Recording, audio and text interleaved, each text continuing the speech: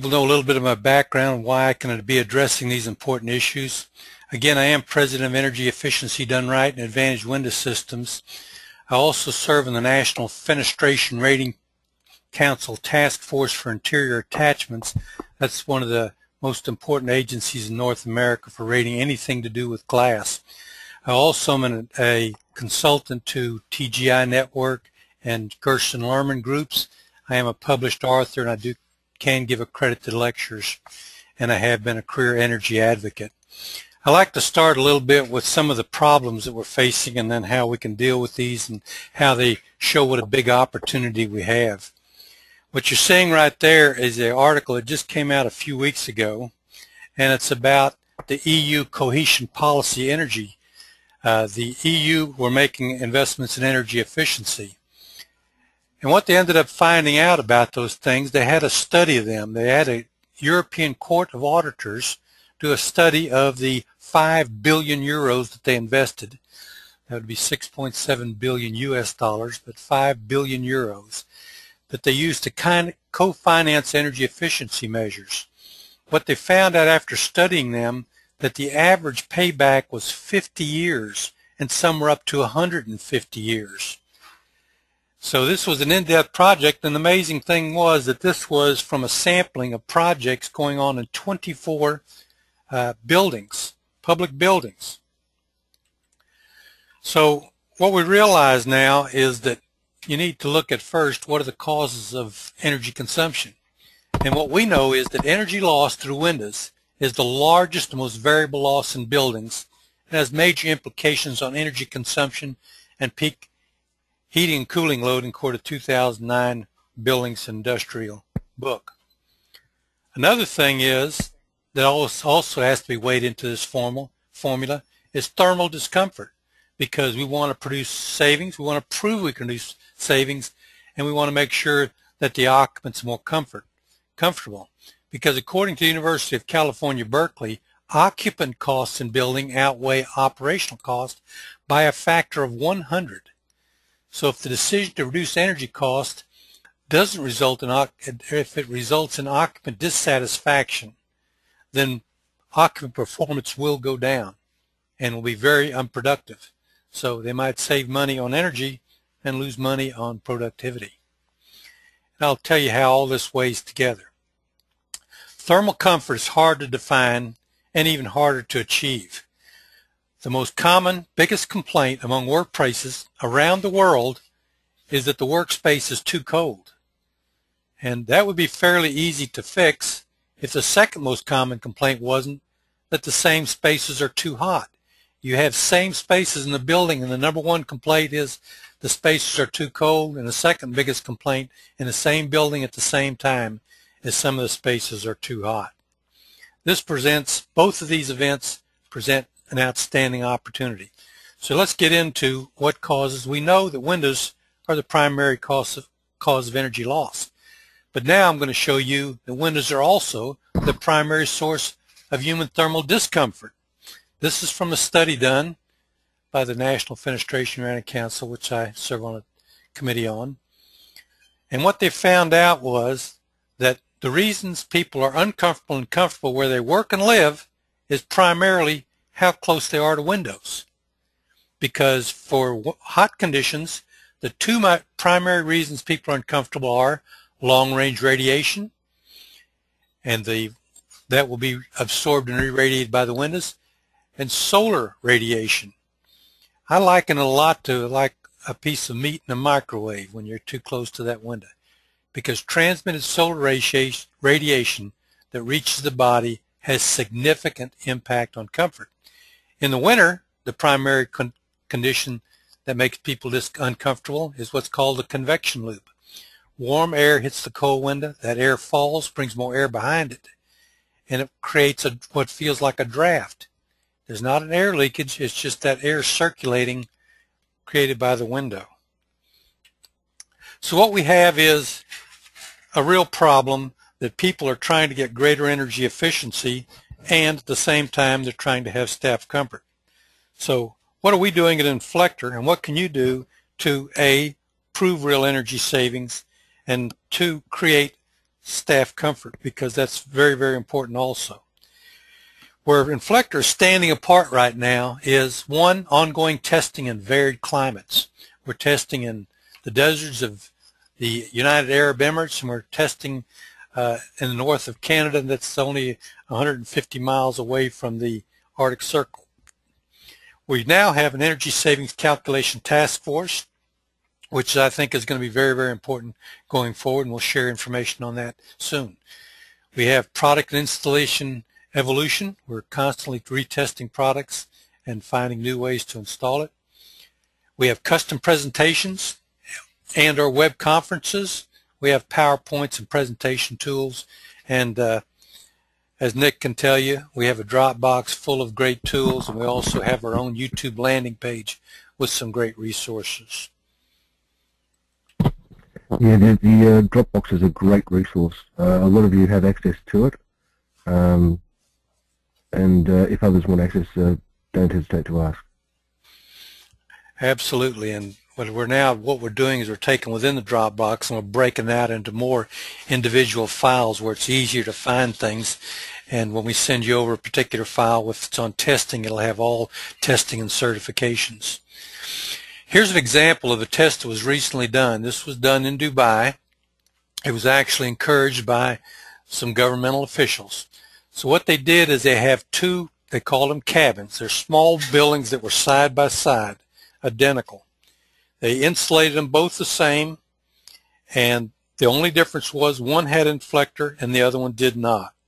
So they were identical except that one was insulated with Inflector and the other was not. So they started testing it and they started getting great results, and then they decided, you know what, we need to change out these air conditioning units because this is going to be hard to believe. These tests are so impressive. So they replaced the air conditioners. Even though the air conditioners were good, they replaced them with brand new units so that no one could say that they weren't identical. And what they found was, in those particular tests, was an energy savings of 41% in the month of December. Now, there's two things that's important about that. That's not even the hottest time of the year over there. And the second thing was that the cabin that did not have the Inflector was not able to hold the desired temperature most of the time, while the Inflector was holding at the desired temperature, presenting that thermal comfort and doing it at much less energy consumption. So what I've got up now is basically Inflector windows and how it compares to replacement windows. And this is a document we like to share a lot because each of these segments is about testing that we've done and how it compares Inflector with replacement windows. And there's a lot of kinds of replacement windows, but again, what I know comfortably, and you're going to know in the long run, is that an existing building will get far better performance in both energy savings and thermal comfort by insulating those windows rather than replacing those windows. So there you have, from radiant heat, U value, just basically energy consumption. And that's an interesting thing, that the test in Dubai was not far different than the test in South Africa. That test in South Africa showed a 30% savings at kind of more of a middle-of-the-road time of the year. So one test in Dubai in the desert, 41% energy savings. A test in South Africa, this was a true third-party test, 30% savings. So everywhere you can just go down the line, and when you're comparing all the things, you're going to see that the Inflector performs. What we have now, and I'm going to shrink this down, this is an example of what we're talking about, the Energy Savings Calculation Task Force. And because I couldn't get anything on this thing, I'm going to shrink this down and actually pull up an example so that everybody can see exactly what we're talking about. Okay, this is an example of a report. Now keep in mind a couple of different things. One, this was done in the United States, so you're going to have everything that's going to be different about this than you are there. It's going to be by the square foot. We're working in Fahrenheit, but the results are going to actually prove out the same. What we've done is we formed a task force, a group of energy professionals. We have certified energy managers on there. We got 2 of them. We have 3 people who once did energy efficiency evaluations for the U.S. military. So they're very accredited people. A lot of these people are within our organization, but 2 people are totally outside of our organization with nothing to prove, but they believe in our product. They've seen our product at work, so they're volunteering their time. So what we're doing is we're creating this unique spreadsheet where we take the dynamics of a building, and what we're trying to do is by take the dynamics of the building, the square footage of the building, the square footage of the glass, the type of the glass, exactly where is the building located, how is it oriented, not only exactly where it's at in terms of the world, but how it's oriented so that how many windows face in each direction. Then we also have to know is what they pay for their heating and what they pay for their cooling, what they use for the heating, what they use for their cooling. And from that data, we're creating a sheet. And this again is compiling some of the data. And what we're getting here is, for example, this is the southwest facing of the building, how things come out. And then basically this is the 1 year, what they expect is going to happen January through December on that southwest side, the northwest side. And then you have the Inflector performance and how it's affecting each of the things in there. And then you're going to basically have, and again, these, we work in different costs and we look at different comparisons, but the thing is going to be payback. And this particular payback on this building was 6.5 years. Now, many times it's less, but any energy professionals say any building that pays for any energy project that pays for itself in 10 years or less is what they call a must-do project. Now, compares this with the 5 billion euros spent where they had an average of over 50 years payback. So we're talking 8 times quicker payback. More than 8 times. What I'd just like to add there, Dennis, too, is if you look at this very page that Dennis has got up there, on the left-hand side you can see price per square foot is $35. Now that equates to the US retail price of $385 a square metre. The price of the electricity in the US is more than half, or less than half the price that we're paying here. So if that same project was done in Australia, the years to pay back there would be well under 3 years. Very good point. Yeah, so it'd probably only be 2 years or even under 2 years because we're $130 a square metre cheaper, and our electricity costs are more than twice as expensive. So that's just one thing there to keep in mind, guys. So what we're going to do is actually we will make this available, eventually globally, so we'll be adapting it.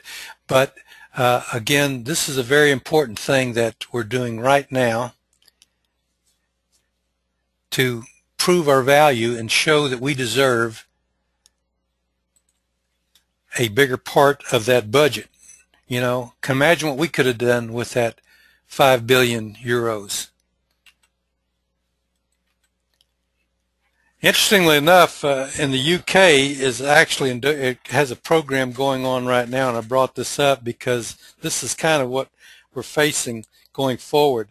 The UK is introducing a program this year that's called the Green Deal, and it's a big program that's going on. But I pulled this thing up because the interesting thing is that what they're telling them is that in this article is that, by golly, the energy prices are going to go up. So they got an energy program going on, but the net thing is going to be 11%, but actually they're projecting an 18% increase in utility cost. So the 11% is not covering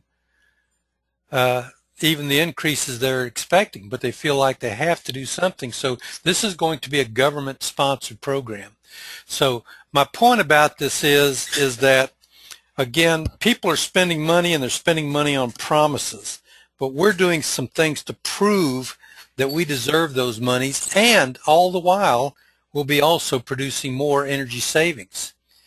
Now, what I want to talk about is the tools that we have, and there's a lot of tools, and one of the tools we're going to have is ongoing web series, and we're recording this one right now to share with other people. But we're going to try to have more and more of these web meetings so that we're staying up on what's going on. But this is something I found on the internet, and I really enjoyed seeing. 4 tips to create a winning energy efficiency business case. Now, somebody sold $5 billion worth of energy efficient projects to the EU. And did they sell them on performance?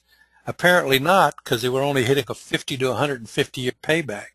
So we've got an exceptional product, and the second thing we have to do is prove the energy savings and present it very, very well so that all the questions are answered. So these are tools. The internet is loaded with sales tools, presentation data, and client insight. We have sales tools, presentations, and client insight. But the best thing we need to do is share that amongst ourselves. If something is working, let other people know. But I wanted to use a quick example of what this program was about. And this is a statement in here that came with that little piece I found that I really love. Any energy saving you could be getting via potential project right now is an existing waste stream that is continuing to drain operational cost, so it's a penalty you're paying every month. Now, when you could get and let's just pick a round number, and let's say if you can get a 5-year payback, then it's crazy to be spending that money. You know, the EU wanted to spend that money for a number of reasons because they're trying to stimulate the economy. But when you don't get a return, you don't stimulate the economy. It was just an expense, just like energy waste is an expense. So we need to make these points to people that, you know what, there's waste going on right now that can be dealt with. And I always come back to the same thing. The primary source of energy loss, the primary source of infiltration, the primary source of discomfort is the windows. They're convective and they're conductive. So this also came from that presentation, and it's called the tried and true steps to a winning presentation. And you know what? Having the best product is not always the answer. It's having the best product and being prepared and knowing what you're presenting and be confident about what you're presenting. But I really love this little thing. Prepare thoroughly, know your facts, be ready to defend them in depth. And I used to go into meetings with energy professionals and thinking, these are energy professionals. My energy efficiency has been self-taught, but now I'm accredited because of that, and I'm actually a consultant because of that. So I went in there realizing that a lot of energy professionals have a lot of general knowledge, but we know more about windows than they know. So I went in there with confidence, and I was just really surprised. Certified sustainability experts asking me questions and asking to know more about things because they know a lot about the envelope. But you know, very few people know about the relationship between U and R. Everything on our building is in R, but windows are in U. So what is the relationship between U and R? Well, let's get into that a little bit later. Anyway, these are just great steps. Again, this will be available in the presentation, but one, prepare thoroughly. Make sure everybody can see and hear you. Introduce yourself briefly, much like I did at the first of the presentation, letting them know why you're there and what you're intending to prove. Set the scene with a clear statement identifying the goals that you're addressing, and summarize your recommendations. State your presentation is only a summary. We're there to get the opportunity to present for the business. We're not going to get the business when we make this presentation. We're going to get the opportunity to get the business. So you're summarizing what you can do, but to me there's always two things that you can do. One thing that you can do is reduce their overall cost. The second thing you can do is solve a problem. People want you to solve problems. My people are real unhappy on the south side of this building. They're never comfortable if everybody else in the building is comfortable. By golly, if I make them happy, then I'm more productive and I've eliminated a problem. So if there's any technical background, I believe you always have the science, and we'll get into that shortly. Describe your course of action, and with Inflector it's going to be simple. Invest in a project that's going to give you payback and comfort. Focus on the objective. Restate your recommendation. Answer any questions. Ask for the business. Stop talking what to get the decision. And the decision basically is to give you an opportunity to present on that particular project. Thank your audience and leave. Okay, with this I'm going to shrink this down because I'm going to show you another thing that's been being worked on and we're real excited about. I'm going to be going to Dubai for a major presentation, and in that presentation we're going to introduce a brand new logo and this video here.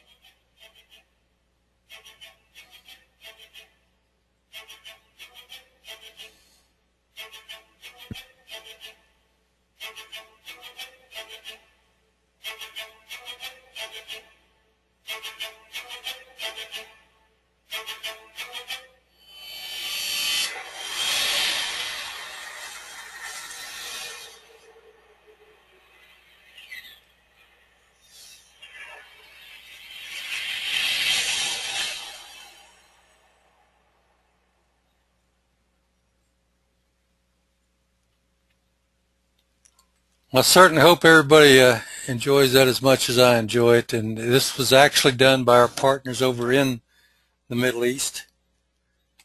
And this actually is going to be used for our presentation that will be coming up for what's called WETEX 2030. WETEX 2013, excuse me. WETEX 2013 is the largest sustainability event for the whole GCC, which encompasses all the Gulf Cooperative Council, which covers Saudi Arabia to Bahrain to Qatar to Dubai. So anyway, that's going to be a new tool. I wanted to make sure that they got to use that at the presentation, because during WETEX, Inflector, our partners over there, are going to have a major presentation amongst governmental officials, large corporations, and royal families, presenting the Inflector along with the 2 tests that were done, in addition to the one that I showed you recently on the webinar. They did one building where they did one story of that building. It was a very dysfunctional building, and the results were so impressive on that floor. Now they're now doing the whole building, and so they will soon have some benchmark results. But again, it's a huge opportunity we have, because there are a lot of people doing energy efficient projects, and they're not doing them the best way. Why? Because they're not going after the main problem. So I love this little drawing here, which came from the EPA off their website, because what this thing shows to me is something very, very clear. Every part of the envelope, the ceilings, the floors, the wall, are pretty consistent in temperature. Now, one thing is different when it's cold outside. that window is colder. The temperature is always relevant to the outside. So looking at this picture, I think anybody should say, you say, okay, look at this picture and tell us how to make this place more energy efficient. You all immediately focus on the temperature is different, because what you know is science tells us that heat goes toward cold. Heat always moves toward cold. All the heat in that room is trying to migrate over to that window. When it interfaces with that window, it's going to lose energy and create a convection loop and discomfort. So what we want to do is we want to know more than our competition and sell the science. So many products out there are not about science. They're about psychology. And we have science. And why do we have science? Because we have a solar collector that is also a solar rejector. It deals with thermal properties. It deals with infiltration. It deals with every energy inefficiency of windows. And of that building right there, the thing that you immediately know is everything in this building is R. R is resistance to heat movement. But not that glass. That glass is in U. U is conductivity. Now, why is everything rated in resistance to conductivity and this is rated in conductivity? Because it's convective. So we want to know our product. Know the value, know your value, because you bring value because you are there for the right reason. And know the value of what you sell. Because know this, if everybody bought on base of the lowest price, there would only be one brand of every product on earth. But they don't. They buy for benefits, they buy for value. And remember, most other products being considered are lacking in comfort, savings, payback, durability, or all of them. Sometimes people want the cheapest product, and you know what? I don't mind leaving and say, you know, try it. You've got my card, and when you're ready to try something that's going to give you payback, make your staff more comfortable. You know, you'll never get money back on most of the products that they're considering. A replacement window in the U.S., the average payback is 18 years, but the true life of the window is not 18 years. Now, I'm not saying in 18 years it's deteriorated, but I'm saying the low E coating is gone, the seal is gone, you have infiltration, you don't have your emissivity, and again at that time the Inflector will have outperformed it by about 8 to 12 to 1 if they bought the Inflector. Obtain as much information before the appointment as possible. Be on time or be a few minutes early. Be professional, helpful. Seek out the primary concern. Be a problem solver. You know, we can either, maybe the problem is their utility cost. More likely it's not. More likely it's particular problems. But if we're sitting there talking about only utility cost and their problem is comfort, employee comfort, then you're not making your point. We got to find out what the concern was. Use your tools. Involve the prospect. I always bring more tools than I use, because the fact is that I may not use those tools, but when people look over and see them, they know that we've got a lot to demonstrate what our product will do. A lot of times I'll set my master dealer manual down and I'll start making the presentation. There'll be several people in there, and as we take a break, I'll see some people looking through that manual. I haven't even said anything about it yet. But I've got that tool, and if I do need to show them something, it's right there. Remember, customers do not care what you know until they know that you care. It's about them and their problems. They don't care what you know if it doesn't have anything to do with their problem, so you got to know what that problem is. So care and know what the problem is. And always make sure you ask for the business at least twice. So what can we do to grow sales now? We can sell all of our products. And what I mean by all of our products, we've got the panels, we've got the roller shades, we've got the vertical shades. If we're addressing the customer's problem, then we'll be using all of our products. And then within those products, we have different things that we can install on them. Nick recently saw our SR15, which is our superior reflective product because it actually rejects more heat. You lose a little bit of view, but we're getting a very, very good responses from that, because if you're still standing back, you still get a better view than most of the solar screens out there, plus incredible performance. So we've got all our products, and sometimes you can have a different products in a different material. But every salesperson tends to sell what they like the most. And what we've got to do is to make sure that we know what the customer wants and that the product addresses their particular problem. And still, one of my favorite installation pictures of the roller shades is the installation that Nick coordinated over at St. Andrews, was it, Nick? St. George Boat Club. St. George, okay. Excuse me. Yeah. I use that all the time and I missaid it. Reach out to all the customer segments in all the territories or recruit dealers. You can serve all the territories or you can serve the territory by utilizing other dealers to help you. Someone is buying efficiency products today. Do they know about your company and your product? Well, you got to make sure they do, because we're still a technology that people don't understand. Why don't they understand it? Because Windows industry doesn't want people to understand how windows work or don't work. The window tint industry doesn't want people to understand about the different options. And they do have a product that serves issues, but we can do more. Do they know about your company and what you can bring to the picture? Because you do care about what the customer wants. Know the governmental military buyers and ESCOs. ESCOs are a big growing business. We need to know about them. They're energy service companies. And to name a few of those, Johnson Controls, Siemens, Honeywell are some of the big players in that industry. There may be some different ones in Australia, but this is going to be a big part of growing business, because what a lot of ESCOs will do is they'll go to a company and they'll say, look, I want to make your building more energy efficient, and I'll do it where it doesn't cost you anything.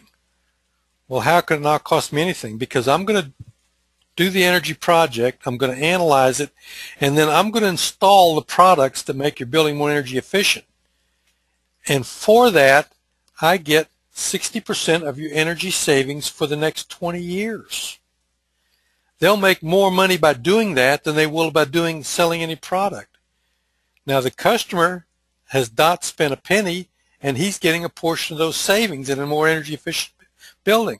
So ESCOs are going to be a growing business. Be aware of them. Make sure they're aware of your product, because we can make that product really give them the payback. So they're basically, a lot of ESCOs are financing energy efficient projects, and the ESCOs will use the products that give them the best payback because they're investing their money. Now, why did ESCOs come out? For a very simple reason, because you can't make money on your money nowadays with a treasury bond or in a bank or with a CD. Rates are at historical lows. They can make more money by investing their own money and doing those projects.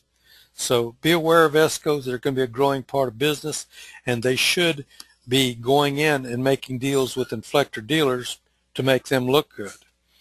If you cannot sell the whole job, be the problem solver and get in the door and show them. And that's what they did basically in Dubai with that one building. The people got a brand new building, and the moment they moved in the building, they realized that in the early afternoon and the late afternoon, building was very, very uncomfortable. People felt like they couldn't even work. So then they started super cooling their building, so they would really chill it down at night. Air conditioner would be going full force, just so they start out cool enough that you could stand it by the next afternoon.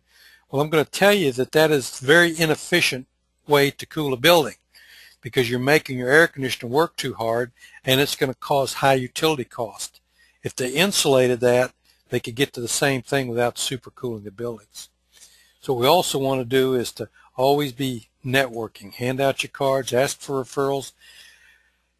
And it's interesting, one of our dealers in Canada does extraordinary amount of business, because every year they tell the customers when to turn their inflectors over. They have hot weather and cold weather. Invariably, when they check back with their customers, and that particular dealer gets more testimonials than any dealer in the world. People rave about the company. They get a lot of referrals. They get a lot of repeat business. They get a lot of referrals because they take good care of their customers.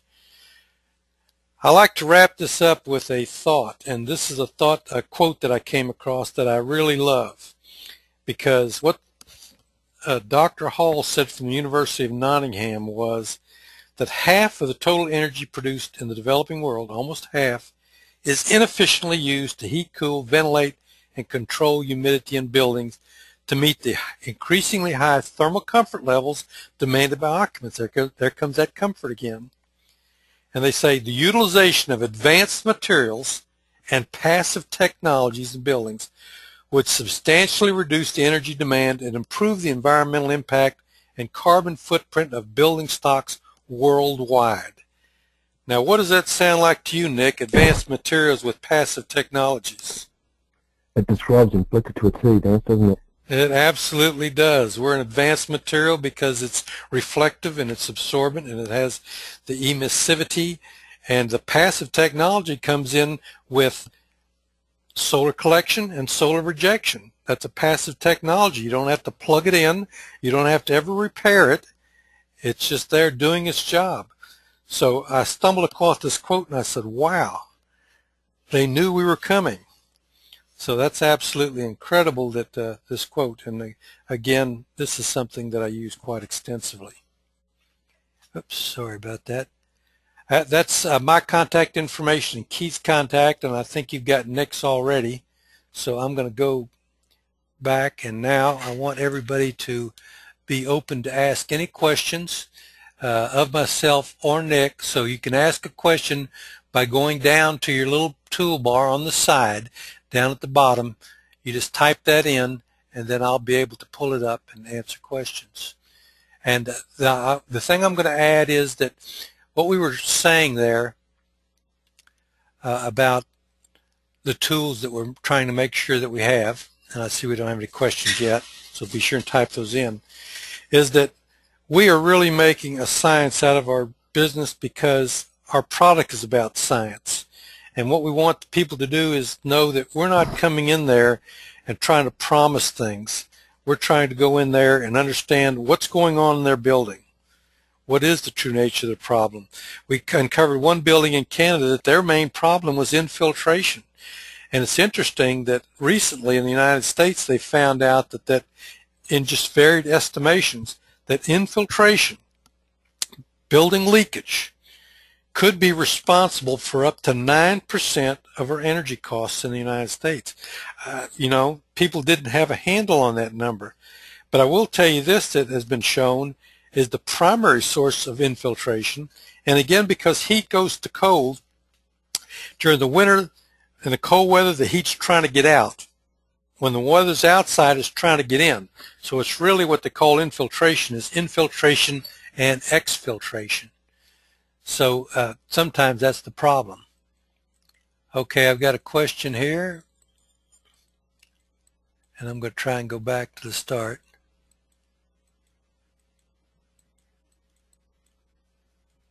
Oops, sorry, someone said I should have turned the volume up a little higher.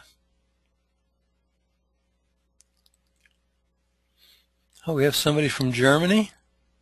From Germany. I guess they're there now. Excellent. Sunny Central Queensland. Well, fantastic. Okay, let's see. I was told that I should have made the transition to slides to be a little bit slower, and I'm going to tell you that is one little difficulty that we have because there is a transition time, so I'm trying to change my slides before I get to them, but it's hard because I'm not seeing what you're seeing. So all I can say is that we're excited about the information, so the information is real. Sometimes the presentation isn't always the best. Okay, they're asking, can they get the copy of the video to place on our own websites? Absolutely. In fact, I put that video in Dropbox in a special category. And that's what I was saying about Dropbox. Right now we have one that's just about testing and certification, one that's just about PowerPoints. And if you need a PowerPoint and your target is a commercial business, we have one about commercial business, one about governmental business, one about hospitals. What you need to do is to take that presentation and customize it for your client, so you find about particular information about what's going on in that general area on energy consumption and energy costs.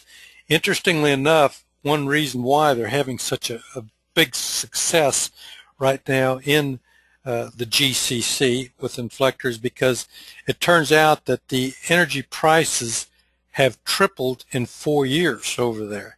Now, why is that? And I'm going to tell you, these things are happening more places than we're aware of, because of one simple reality. A lot of governments were subsidizing energy costs, and they want to get out of the subsidizing business, so they're starting to let those costs start to get in line. Well, now in England what they're saying is that the energy costs are going to go up, so they're going to implement this energy savings program, and you're going to save most of what they went up. But if you don't do the energy projects, then it's going to cost you a lot more. So yes, that video, and it's going to be more impressive, because I noticed that I'm going to tell you the view here is even more impressive because we have a high resolution version and another version. So yeah, the high res version is our Dropbox as well, Dennis. Very good. Okay, recently we had a customer in Sydney with west-facing glass. They had the original single glazing removed and double glazing installed. Now, see, that's where we wished that we would have been in there a little bit quicker to show them what was going to happen.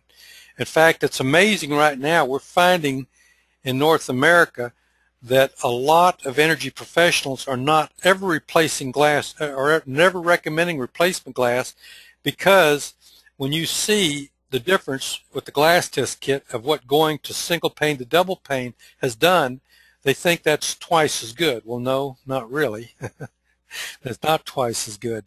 So they spent more money than they would have spent with the Inflector, and they're going to get about 20% of the benefits with the Inflector, because it's double pane, or it's triple pane, or it's triple pane with gas or without gas, but it's still glass. And that's the problem, because glass is very conductive and very convective. And so you're not doing anything with that glass to dramatically improve the problem that you were trying to solve. Is it better? Yes, it's better. Will it pay for itself? Not likely. Or it may, if the glass performed longer than average than is expected, you may be able to get back your money in 18 years if the seals hold, if the low E coating holds, if you don't have any other issues. So unfortunately, they made one of those decisions that's much like the EU made. If they analyzed it for payback, they would not have gotten the payback.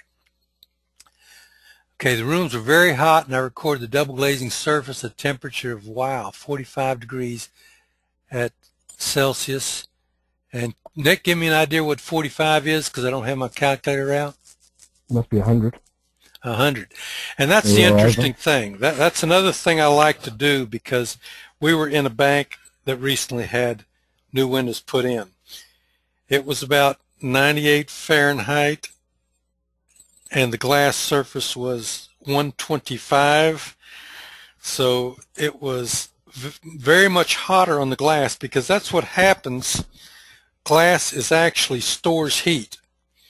So what happens if you have double glazing, it starts heating the outside piece of glass. Then when it reaches what's called the level of equilibrium, then that piece of glass starts passing to the next piece of glass. And very soon it reaches the level of equilibrium, and it starts creating the heat inside. And it will actually create heat even beyond the time of the heat source, because it's stored heat. And again, it'll be hotter than the outside temperature. So 45 is 113 degrees, isn't it? 113 degrees. Wow. And see, people working by that glass, getting back to our thermal human comfort, is is going to be very, very uncomfortable for anybody working close to that glass. And that glass is going to present a nightmare for the building manager. Because again, we were talking about the most common complaint, people with a corner office with a lot of glass exposure, they're going to get very hot because you saw the temperature of that glass. The people in the inside offices with no glass, they're going to be cool. So someone is going to be uncomfortable. However, had they insulated the glass, then the outside office would be more like the inside office and you would have the comfort. We have installed Inflector. Okay, Duncan. So it tends to flatten out the temperature across the building as a general, doesn't it, Dennis? Absolutely does. That's exactly what it does. Now you've added insulation, and I get back to this picture here, because if this was hot outside, then it would be a condition like you just described. And again, I'm going to have to do one of these in Celsius so we can compare. But if it was, let's say, about 100 Fahrenheit outside, let's go on and make it 45 because we know that's 113. So if it's 45 outside, then this window, again, is going to be hotter now because the window, even if it's double pane, is going to be reflective of the outside. This is reflective of usually what the thermostat is set at, but the window is not reflective of what the thermostat is set at. It's reflective of the outside temperature because it's conductive and convective. So this gives you an example. You'd have that reverse problem with that, even if it's double pane glass. Okay, Duncan says we've installed Inflector and the internal room is cooler. Excellent. That one thing I tell people all the time is when I'm presenting to them, I said, I've got Inflector in my home and I would never have a home without it. Because another personal thing is that I was a finalist in the local utility company, what they call the Energy Innovator Contest. I was a finalist in the residential category because my home is the largest square footage in my subdivision, and my utility bill is lower than homes that are 60% the size of mine. Well, thank you. I just got a comment that the presentation is just right, so I really appreciate that because we want to do more. However, the double glazing is the problem, and it actually can be the problem. The double glazing is because to me it's a problem for one thing is because it gives people the perception that it's twice as good, but in time it's going to be not very much better and definitely not the solution to their particular problem. So double glazing, triple glazing, gas filled, the interesting thing about gas-filled glass is it's only good for one season. It makes no difference in the other season. So it's better for the warm weather, and it's of no good in the cold weather. And the thing is that they have to be really careful because the gas is often lost by the time it's installed because they cannot go over high altitude with glass-filled.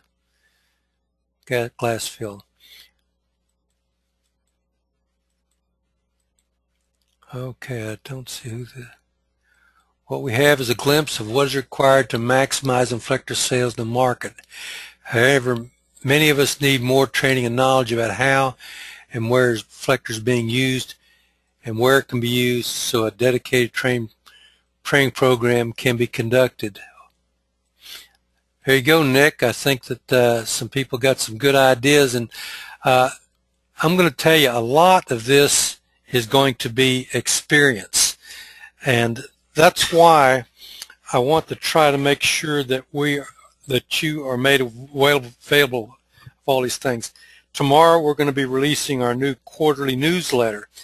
In our quarterly newsletter we had some very interesting reports. Our manufacturer up in Ottawa, Canada, I think it's for the 6th straight year, won the Best of Ottawa category for shades. So that's incredible that anybody could win anything 6 years in a row. But she's the one that gets a whole lot of referrals, and people just, I'd invite you to go to her page and look at her testimonials. and they just blow you away, and they're unsolicited. But they had one in there I was talking about a little bit earlier. This one woman wrote in, and she did the average. I think I was telling Nick about this. She did the average billing. So she took the bills the same every month, so they just averaged them out. So she was taking this average billing, and then she had the Inflector installed, and then at the end of a year, she got back a $1,300 credit. And she was so excited, she said, the only thing I did different was install the Inflector. You know, so that was an extraordinary situation. But getting back to training, let me tell you this, that there are so many situations out there, and most of the training is going to be through situations like this, and where we all get together. And what we're also making available is what I like to call custom webinars, is that I would be happy to be on a custom webinar. And really, I want that to be done for a high potential client or high profile client. And what I want to do is we do it just like we've done right here. We make it a little bit shorter, and we make it particularly about their business. So you can be conducting it, Nick can be conducting it, or I can be conducting it, and I'd be happy to conduct the first one. And we're introducing to all these things. We let them ask all the questions. Maybe we do the energy savings calculations and give them a spreadsheet on what's going to happen. But eventually we want to have all the tools you'll need, because again, it's about the science, and it's about your knowledge, and it's about your ability to present this material. But the world is changing drastically, and maybe about the time they were doing these projects in the EU, people could sell on contacts and friendships and old technology. But now people want to know. In the EU, don't you know they wish they had that $5 billion back in this environment that they're in? Absolutely. But it's interesting that when they were doing the stimulus in the United States, the one thing they said was, when they did a insulation project on public housing, they got back $1.68 for every dollar they spent. Well, that's the kind of project I don't think anybody could argue with, because we either pay to insulate that public housing or we pay the bills. We'll pay to insulate it, put someone to work, and then generate those savings to do another job. You know, what a common sense thing. So if people know the money is well spent, then they have no problem with it, because it has rewards. And that's the kind of thing we have. So the opportunity is huge, and what you're going to see is time is on our side, because I've said that the glass industry has kept people in the dark. How's it kept people in the dark? Because they don't want people to understand the difference between U and R. They want to just say, you know what, we've improved the UV factor of our glass, and now this is double glazing, or it's got low E, or it's got gas. It's still glass. We got to do something that's going to dramatically change the way that it works. And we have that. And we're the only one that has all the answers to the problems. And guess what? We're evolving. And the reason we came out with SR15 is some people said, you know what, I love this, but I've got a particular problem and I need even better performance. So what they're planning on doing is those sides to the building that get extreme heat, they're going to put the Inflector SR15 on. And they're going to put the regular Inflector on the other sides. Now not only have they insulated the building, but where it's the worst, they've insulated it better. So they've insulated, plus they've got a radiant barrier, plus they have a thermal break. So we're addressing real world problems. So let me see if we got some more comments.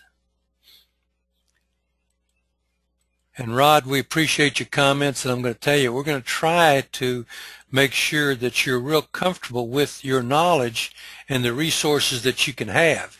And sometimes we'll be right there beside you. Sometimes we'll help you review what you're doing and come up with some other suggestions. Okay, he says, remember this is Sydney, Australia, and it's summertime. I've been following. I saw that in Sydney, I think, was part of where you had the record high temperatures, and they were actually coming up with a whole new way to color radars because of the temperatures that were there. So that's amazing that you got that kind of weather. it would appear that double glazing is actually backfiring and creating a hotter room. And you know, it's just that you're not getting that much of a benefit out of it. And what you're saying could be in part right, because now you've got more glass storing heat, so it may, particularly late in the day, be worse than it would have been if you had the single pane, because you got more glass that's storing heat longer. Now, where this really gets complicated with the science is people have curtains inside those windows. Without the inflector, those curtains are absorbing heat and re-radiating as long-range heat, which actually creates what they call greenhouse heat, because long-range waves cannot go back out glass. They're opaque to glass. Glass is like a wall to long-range heat waves. So with the inflector, if you keep out most of that heat, then it can't be absorbed by the carpet or the upholstery or the curtains and re-radiate the heat. So that double glazed glass could actually be creating a lot of problems. And there's a world of difference. And what we like to let people do is say, take that worst side of the building, take that worst office, and let's do that, and let's see what the difference is. Because the interesting thing, when we did a study up in Canada, and it was about infiltration, the people that did that building, they wanted to find out two things. And it goes back to what we started talking about, which was energy savings and employee comfort. So they knew they had an infiltration problem, so they wanted to see how much the inflector could stop with that infiltration. And we stopped, on average, 70% of their infiltration on that building, which is substantial when you can consider that it could be costing 9% of all their utility cost strictly for infiltration. Then they went back and they surveyed, because they didn't put inflector on all the building, they put it in 200 offices out of the whole building. And of the people in those offices, they highly recommended the inflector. So they had the thermal comfort, people endorsed it, and solved their infiltration problem. So we dealt with the two problems that were very, very important to them. Can you provide us the useful energy savings calculation tool? Okay, actually, we can. First of all, I'm going to supply you with the questions we have to do one. Now what we're going to have to do is either we or someone over there is going to have to adapt them, because now we need all these things in different temperatures. Yeah, we have to change those. Very good. So that was Dr. Chu that was asking us so they could tailor it to. And I'm going to tell you this, that interestingly enough, she's asking for the various designs, and we've never analyzed it across the different designs, and that's for one simple reason. When that study was done in South Africa, they took three rooms that were identical, and they put inflector panels on one, they put inflector roller shades on another, and the other one didn't have one. In that test, the other two were almost identical. Now, if there was a big infiltration problem, then the panel is going to work better than the roller shade. But the roller shade still provides some infiltration, because when it creates this, when you have it all the way down, it's fully deposed, and it has to be fully deposed, then it creates a different temperature air barrier between the inside and outside, and it restricts the infiltration. So it doesn't stop it as well as the panel, but it still mitigates it some. But the interesting thing was that both the roller shade and the panel produced about 30% more energy savings than the uninsulated ones. So they were almost identical. So that just tells me that the primary purpose of the inflector, solar rejection, radiant heat rejection, was doing its job.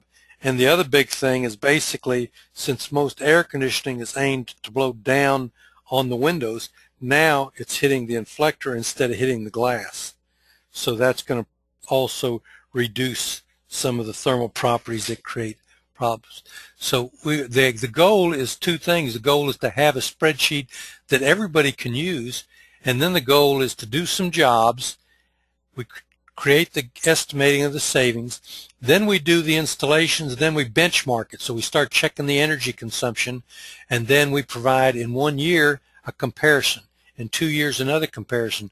And what we said is, you know what, we promised you a 6-year payback, and it was 5 years and 1 month, you know, because I'm going to tell you this, that we're going to do some things that we could not even put in the calculation, that particularly if the building has an extraordinary amount of glass against the wall, then the payback is going to be quicker.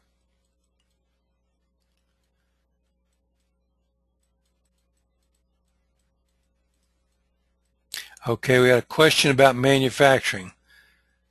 The wasting of the manufacturing process for panels, offcuts. There's one thing that we've been doing about that, and that is that, and this needs to be a decent sized project because we just did one here in San Antonio, Texas.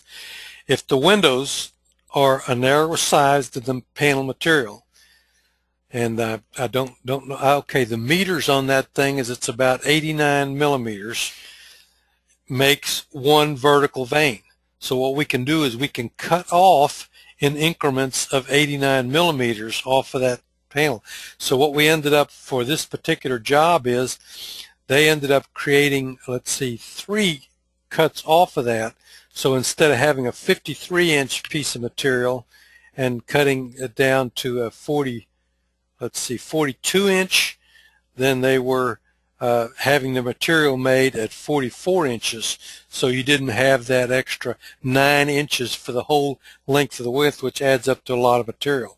So we can, if you can, and this is going to be something that Nick's going to have to coordinate, and he's going to have to say, Dennis, I need, you know, 2 rolls of material this wide. But again, I can only do it in increments of taking off the 89 millimeters, because then we can cut them and offer them to someone for vertical vein stock. So that's one thing that we can do that can reduce the wastage on that material.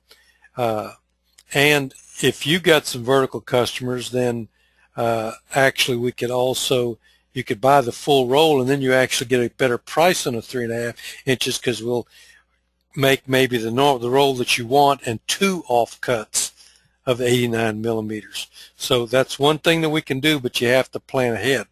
And one thing that also I'm going to be doing to help Nick is we're really working on some volume rates. So if we can get a few jobs going and we can plan ahead, and instead of buying 1 roll or 2 rolls, and we can start buying 4 rolls, then everybody's going to benefit, because that's the way we're designing our program, is everybody benefits. So we want a win-win-win situation. The customer wins, the dealer wins, the sub-manufacturer, the manufacturer wins, because the volume is up.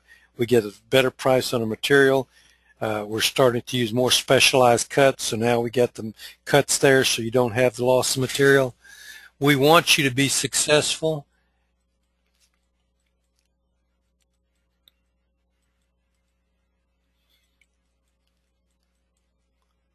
Hanky, is that pronounced Hanky? Hanky says, thanks for the great presentation. Thank you very much for that comment. And I understand Hanky is from Germany. I got a brother over in Germany.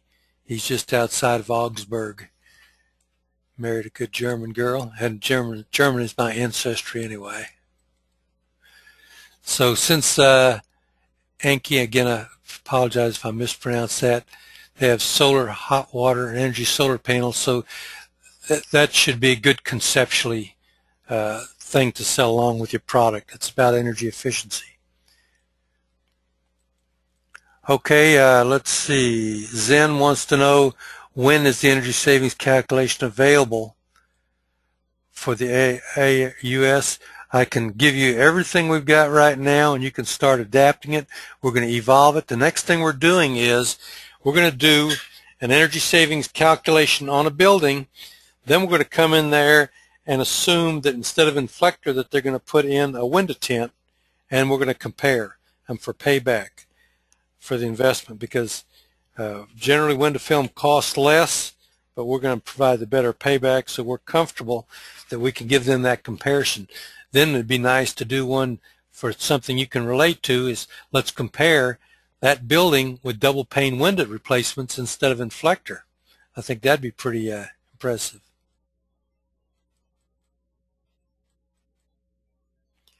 Okay, let me see this question here. This looks good.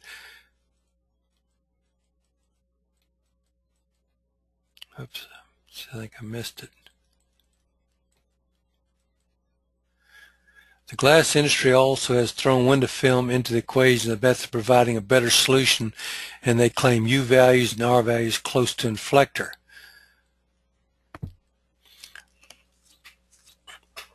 You know, the interesting thing is that you can disprove that in a hurry. If window tint works, then it works at keeping solar heat out. Where does the insulation come into that thing? It's on the glass. And I've hit a temperature gun on window tint, and it was over 45 degrees. It was like 125. So that's going to be like 48, 49 Celsius. The whole thing that we've got to look at is people make a lot of claims, and we know one thing, that window tint does nothing for infiltration. It's on the glass. It does nothing for infiltration. If it really, really worked great for summer, then it's going to work totally against you when the weather's cold. Now you want the energy inside there, and it's blocking that same energy out. Window tint has a life, and usually the better the window tint, the shorter the life.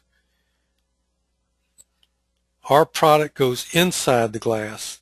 It will last longer because it's inside the glass. I've been told that if you look at window tint through polarized glasses, you can see areas where it's starting to fail.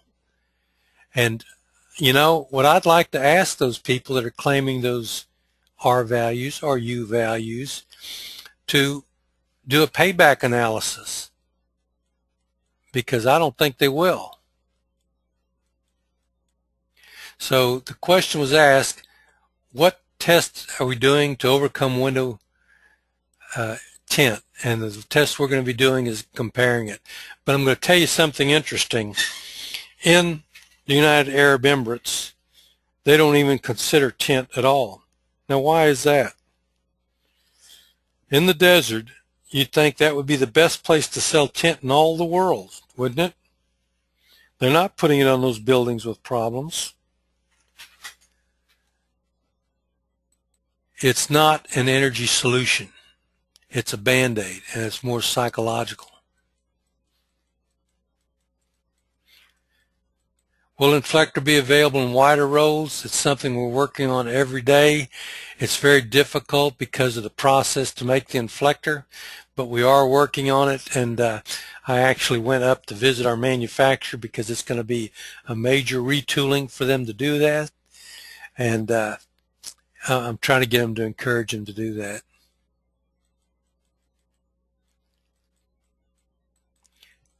Take a couple more questions.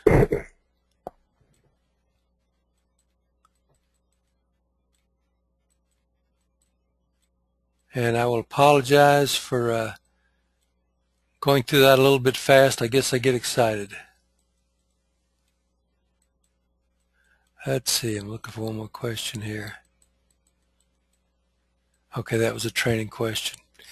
Well, all I can say is let me go back to this thing here. Nick, do you have a few points you want to make? Yeah, look, I'd like to thank everyone for coming, and thank you for your time, and thank Dennis for such a great presentation. I don't know about you guys, but I'm always pumped after seeing one of the webinars or the presentations. And if you do have any questions, you can email them to me, call me. I'll be available on Skype or on the phone.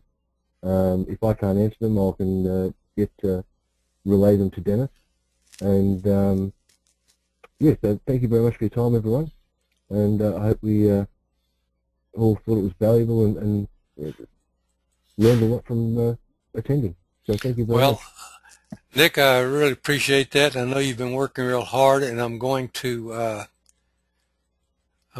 be more available And let me just answer one of the questions I just saw. This: if radiant heat can't get out of glass, or radiant heat from the outside get into the room from outside, our product does. When I was talking about the radiant heat, I was talking about radiant heat that comes to a regular glass and absorbed by a regular curtain. If Inflector had been on that, then it would be stopping almost all of that radiant heat, and it would not be trapped inside, because what we're doing is we're reflecting the heat while it's what they call short range waves. But if it gets absorbed in the material and re-radiated, it becomes long range. Let me just say this, that we believe we've got a great product, and like I said, we sell the science. And Nick and I'm going to tell you, we talk strange hours and we talk a long time, because it's very, very important that we have actual, I like to call them crusaders, because there is a lot of misinformation. There's a lot of people that just don't quite get it. And the only way they get it is if enough of us are actually there answering the hard questions and then proving it. But the interesting thing is that we've been tested in Australia, and I'm talking about that Nick did the fire test over there. We've been tested in Singapore. We've been tested in Canada, in the United States, in South Africa, and now in Dubai. And we've been tested in England at the Building Research Establishment. And you know, one thing is common to every one of those tests, everyone came out positive. You'd think somewhere along the line people would say, well, it's a great product, but no, they're saying this does everything it says it does and more. And that's why we got on that exhibit I showed you, and all the different things: radiant heat, thermal heat, UV, how the product performs. We've got the great product, so what we need is people who believe in it, because I really believe, I tell people all the time, I've got the most important product in the world, and then I pause. And I say that because, going back to that graph, that little statement right here, consider that almost half of the total energy produced in the developed world is being inefficiently used to heat and cool buildings. So what can we do about that? Well, let's go after that problem that is most of that consumption, which is the windows. So we've got the product that addresses the largest consumption segment, and we have that advanced material with a passive technology. So how do people find out about it? Well, it starts with you and me and letting people know. Fortunately, some places, like our dealer up in Ottawa, there just gets this like underground current, because people saying, wow, you know how hot it was last week? While everybody else had their air conditioners pumped up, my air conditioner wasn't working that hard. Why? Because my whole house is insulated. When I insulated my windows, now the whole house is insulated. I like to look at each window as a thermal hole, and the Inflector is the plug. So we're plugging all those thermal holes. So we remain very available. We have a lot of tools. Use your tools, sell all your products, and go in there with passion and confidence, and it'll show. A lot of people are selling smoke and mirrors. We got the real deal. But it's only the real deal if people are considering it when they're out there looking at things. So, and I don't know many companies that will go in there and say, let's test that worst area. Because I wish that the tin industry would do that one room that's the biggest problem. And then we went in there and let's do or take our laser temperature gun and read the temperature on the wall and read the temperature on the glass. And then let's go back into the other office. And let's take a infrared picture and let's compare it.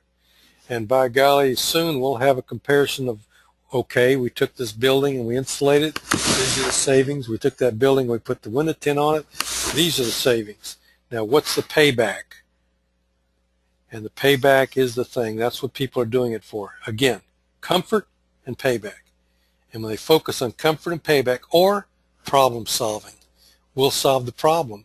Because if the problem is infiltration, if the problem is solar gain, if the problem is heat loss, if their problem is thermal comfort zones within the building, some people are hot, some people are cold, you know, we've got the solution. And I'm going to tell you that window tint will not solve the thermal comfort zones issue. It will not provide that balance across the building. And I'm going to tell you this over the long haul, when you weigh everything that you're trying to accomplish, only Inflector can do every one of those things and do it to where you get the best payback. So with that, I'll conclude the webinar. Again, feel free to, I'm also on Skype. Prefer that you channel things through Nick. Nick and I meet often, and if we need to schedule things, but if you need a custom webinar, then schedule it through Nick, and I'll be happy to be there. And as you can see, it's evening over here, but if you told me you had a meeting at this time, I think Nick knows, and I hope all you know that if you give me some time, I'll plan and I'll be there. And the first one, I'll do the presentation. Second one, Nick will do the presentation. Guess what? The third one, you'll do the presentation, and then you'll have that comfort level. We'll be there to support you, but this is not rocket science. This is just simple things. The science is always the same, and if you understand the science, you can answer the questions. Now, knowing that science, if someone says, well, you know, why don't I just put curtains up over all my windows? Well, we know that curtains, the heat's still in, you know, so the curtains are going to absorb the heat. So be in there and don't be afraid to tell people what is going on when they do certain things, because you'll be absolutely correct, and then when you put the Inflector in, they're going to see that you addressed that specific problem. Again, I could talk about this all night, but I do thank you for your time. These are just a small portion of the tools that we have, and we'll continue to develop them as well as complementary products. And Nick saw one of the products we're working on, and I hope he's excited about it as we are. It's going to enable us to tackle more problems. So with that, I thank you again, and again, I'll be available, and we will look at all your questions and try to find ways to provide the resources you need to present and close deals on the product. Good day, mates. Take care. Thank you. Bye-bye. Bye.